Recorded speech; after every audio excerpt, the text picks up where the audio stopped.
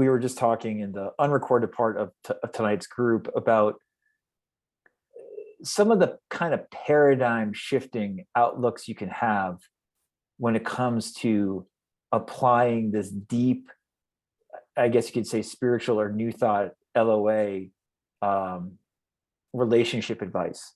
And one of those real paradigm shifters, in my opinion, is looking at, we always talk about the golden rule, treating others the way you want to be treated, but in a way, taking it even a step further where you are focused on giving,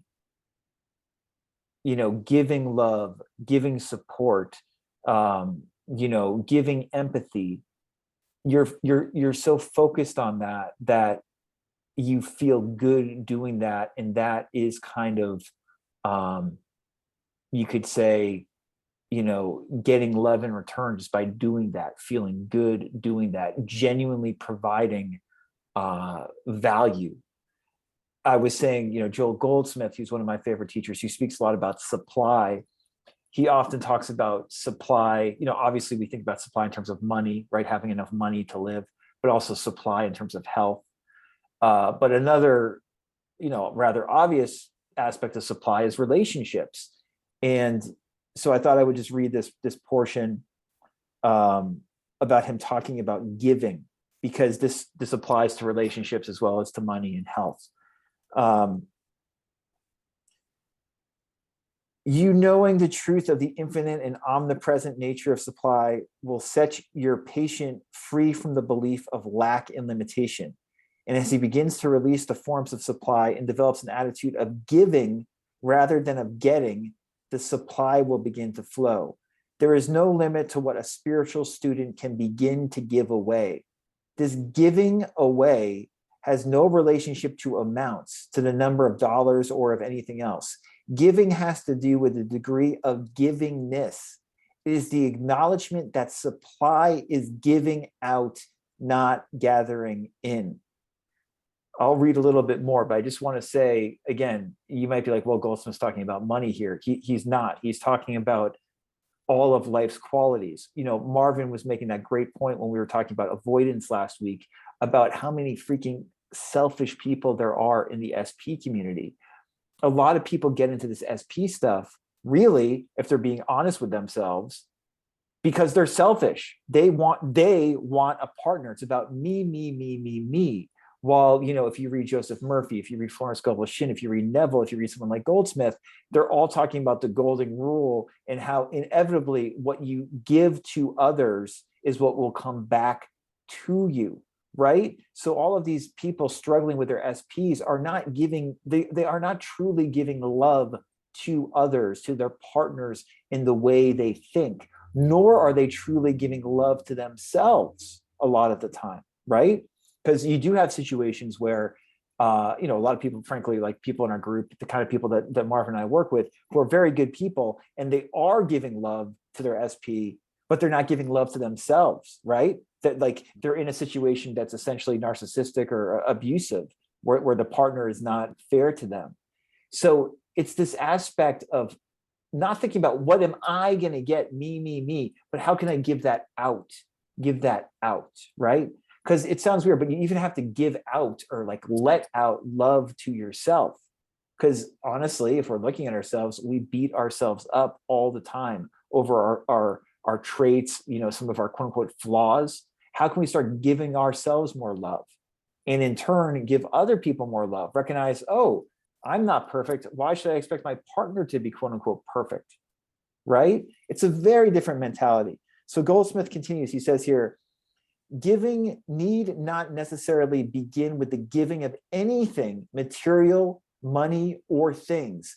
With giving anything, it may begin with the giving up of some things, the giving up of resentment, jealousy, and hate, the giving up of the desire to get recognition, reward, remuneration, gratitude, and cooperation.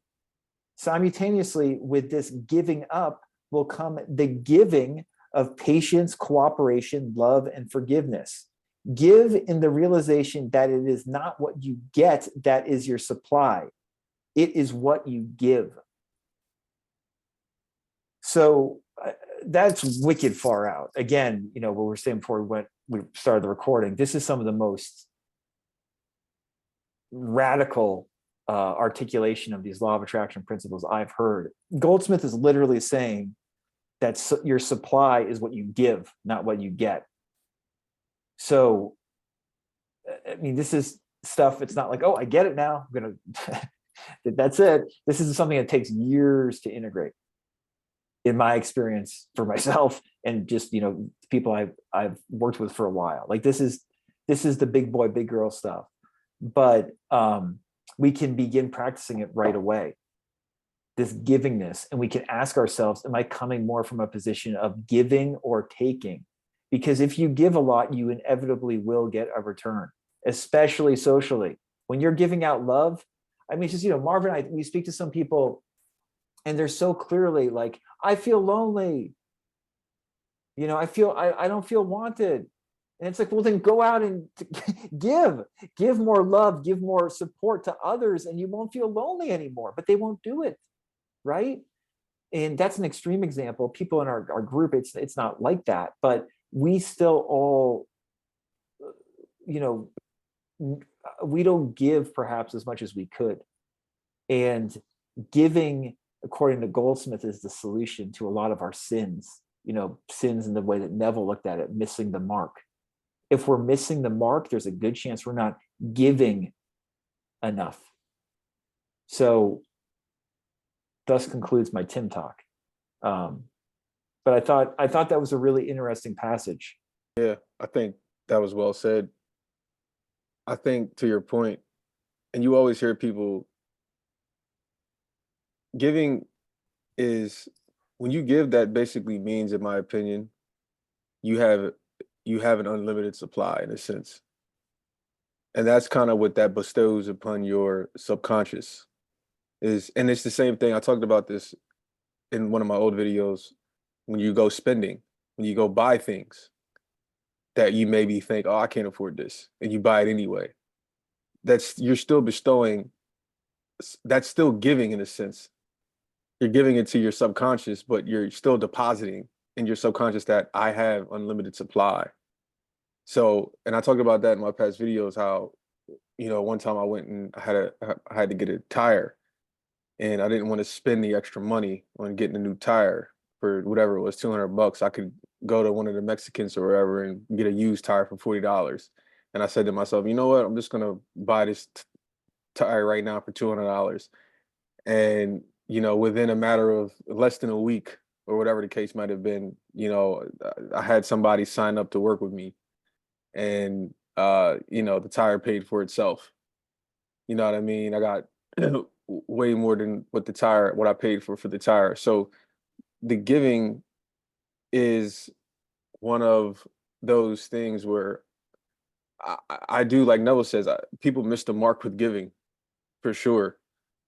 Some people, they have a problem missing the mark with receiving, because receiving is also the other part of that. Some people have a very hard time receiving gifts, receiving money. They say, oh, no, I don't want that. And I forget where I read it, but I heard a long time ago, when you say no, that's basically you telling the universe or telling God, source energy, whatever, that I don't want your blessings. You know, I don't need it. You know, I'm better, or whatever the case might be. And that can for sure block people's blessings. When the universe is trying to give you something, you constantly say, no, I don't want it. No, I don't need it. No, I don't need it. You're kind of bestowing to your subconscious to close those pathways of you being able to receive stuff. But also too, when you look at, you know, people have a lot of shit to say about rich people, but rich people give away a shit ton of money. I mean, a shit ton of money. Say what you want about Bill Gates. Say what you want about Donald Trump. Say what you want about any of these guys. The facts are, because I'm somebody, I look at shit right down the middle. Okay. And we can say what we want about any of these politicians. Bottom line, or famous people, celebrities, whoever the fuck. Bottom line, these guys all give away way more money than we will ever touch, a lot of us. They've given away millions, if not more, if not billions. Some of these people have given away billions of dollars. And we wonder why they have such a high supply. You see, I think about that type of stuff. I don't just get angry. You know, like there's a lot of liberals in this country, they get, you know, they're against capitalism, which I totally get. You know, they're against capitalism and they're like, oh, these rich people, they da, da, da, da. But it's you think to yourself, well, look how much money they give away though. That's coming back to them. You know what I mean? It's when you give, like Tim is saying, when you give, you're gonna receive, no matter where it's gonna come from. If you guys remember, I sent in the group chat this past week, there's no lack in divine mind. That Florence Scovel Shinn quote from her book, The Game of Life and How to Play It. And that's something that I always try to remember whenever I am, which really isn't often, but if I'm ever in a situation, you know, that quote always crosses my mind. There's no lack. Don't worry about it. Just do it. It'll come back to you somehow, some way. And it might not come back from the original source. You know, a lot of times people give or they get done dirty and they think, I need this original person to pay me back. And to that, I say, that's not true. Somebody robbed you of $5,000. You don't need that $5,000 back from them. That $5,000 could come back in a multitude of ways. So don't be stuck on that $5,000. And Tim brings up the point, you know, you make me think about this story that I talked about on my channel however many months ago. I don't remember what it was, but there's a woman who left a comment on my video talking about, first of all, she did her SP wrong. And she was expecting for him to reach back out to her. She said, I'm not going to reach out to him because that's not LOA. We get at least an email a week, man. I don't even share that shit with you sometimes because we're not going to take a call with those people. But yeah, that's a whole thing. And so somebody wrote I heard that story. Somebody wrote a comment on one of my videos telling me that story. This isn't somebody that I or Tim personally work with, but somebody left a comment on one of my videos telling me that one of her friends did that. They said, no, I'm not going to reach out to him after she did him wrong. Think about that. Again, like Tim was saying earlier, where's the giving in that? There's no giving in that. If anything, you should humble yourself and reach out to the person that you did dirty and, you know, humbly say, I'm sorry. And that's giving. That's showing love. That's saying, admitting that I'm wrong. That's giving. And, you know, to this point, she might never get her SP back all because of her pride and her ego is telling her, no, I'm not going to reach out. That's not LOA. Even though I did him wrong, I'm not going to reach out. So these little things, these little details, these little stories, it's just something to think about. Giving. That was a great read from Goldsmith. Unlimited supply for sure. Yeah. He's a stern teacher.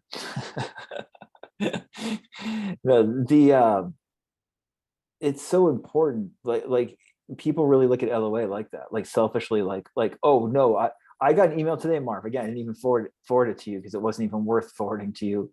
It was like, I want to manifest things, but I don't want to take action. You know, what do you have any opinion? And I sent them some links to videos I'd done. And it's like, why do you want to manifest a thing if you don't want to take action? I mean, I get it. We all want to be lazy and sit on our butt sometimes and just have things come in our, you know, get right to us. But like, that's not life, generally speaking. And like, as we always say, thought is action. Thought is action, right? Thought is action. There's no way not to act, right? Like you're acting all the time. And the word action is in attraction. I mean, that's the thing. It's inherent, right? Another, just to like step back some from money or relationships with this too, this idea of giving. And I mentioned this, but just to double down on it, a barometer you can ask yourself is like, how do I feel about the givingness in my life? Like generally speaking, when I feel more lackful, when I feel more scared, I don't feel comfortable giving. Like giving money, for instance, or it's like, oh, well, there won't be enough then. Like I don't feel comfortable giving. While like when I feel good, when I feel in flow, I feel comfortable giving. So of course, and you know, Goldsmith makes this point several places. He's like, you know, like when it comes to money, he's like, you're not going to be like this nutty person that all of a sudden you're just giving all your money away. He's like, it doesn't work like that. Like if you're giving away something like money, or in a relationship too, or just in social situations, it's one of the more refined practices, right? So it's like, so you give intelligently, but but lovingly, openly, you want to do it, right? And it's just a great barometer to ask yourself, like, where am I at? Something else that to add, more so for money, but also in relationships, what I found is it's with money for sure. It's very helpful to make this impersonal. It's wonderful to give a gift to like a friend or to buy lunch for somebody or buy someone you love a new TV or whatever. But if you make that habitual, it becomes too person dependent. Infinity unlimited supply is non-personal.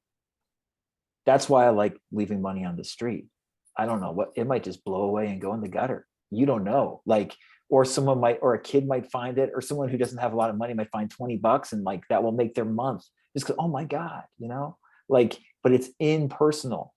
And sometimes in relationships, obviously it's personal too. Like, you know, you want to give love to your SP or whatever, but it's also like just doing the kind, loving thing for somebody to do it, like making sure to keep that door open, or to make sure like that, you know, people go ahead of you in line if they have a lot of stuff, or doing those little things and treating everyone with love to the best of your abilities. Again, not in some melodramatic way, but just like, this is what I am. Why wouldn't I do this? So it's not personal. It's not like I'm going to treat this person well, but this person's a shithead, so I'm not going to treat them well. It's, I just give, like, that's my default, right? Again, you do that, you're like a magnet. People are so attracted to that because people don't have that kind of openness and that kind of givingness when it comes to relationships. I'm not I'm an introvert, a big time introvert, but I, generally speaking, I give so much when I interact with people. I have a smile on my face and people know I'm genuine, that they pick up on that. Like, I get treated fucking well. You know what I mean? Because like I am giving very open, like I'm kind in how I give. And like, it seems insane to me not to be that way, honestly. Um, but people are that way all the time. Really, they just have a stick up their butt, and it's hindering them being able to make as many good social connections as they can. And if you start making good social connections, the romantic relationship will inevitably fall in place for most people. Just because if you're good socially, a romance will happen if that's what you want as well. So, yeah.